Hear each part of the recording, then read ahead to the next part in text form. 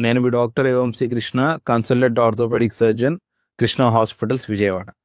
జనరల్‌గా అందరికీ vitamin D deficiency ఉంది, వైటమిన్ డి డెఫిషియన్సీ ఉందని చెప్తా ఉంటామండి. కానీ అందరికీ డౌట్ ఏంటంటే వైటమిన్ డి డెఫిషియన్సీ ఉంటే మనకి ఎలా తెలుస్తది? సింప్టమ్స్ ఎలా ఉంటాయి?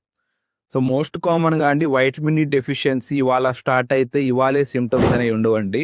And vitamin D deficiency over a period of time ఓ 6 మంత్స్, 1 ఇయర్ ఆ డెఫిషియన్సీ కంటిన్యూ అవుతా ఉంటేనే మనకి నెమ్మదిగా సింప్టమ్స్ అనేవి బయటపడతా ఉంటాయండి. సో, మోస్ట్ కామన్ సింప్టమ్స్ వచ్చి కొంచెం లెథార్జిక్‌గా, లేజీగా ఉంటారండి. ఆ వైటమిన్ డి డెఫిషియన్సీ వల్ల. అది మోస్ట్ కామన్‌గా చూస్తాం అందరిలో. And second most common muscle pains చెప్తా ఉంటారండి. అది కూడా పర్టిక్యులర్‌గా మన మజిల్స్ ఏవైతే వచ్చి బోన్‌కి అటాచ్ అవుతాయో, ఆ బోన్‌కి అటాచ్ అయ్యే సైట్ దగ్గర ఎక్కువ పెయిన్స్ చెప్తా ఉంటారు.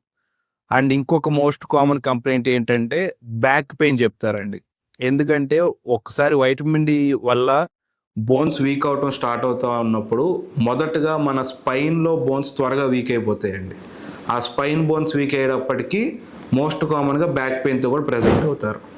ఇది వైటమిన్ డి డెఫిషియన్సీ ఉన్న వాళ్ళలో ఉండే లక్షణాలండి. మరిన్ని వివరాలకు 9030-350-325 నంబర్లను సంప్రదించండి. Krishna hospitals, old global hospital building, police control room ప్రక్కన, ఫైర్ స్టేషన్ ఎదురుగా, గవర్నర్పేట, విజయవాడ.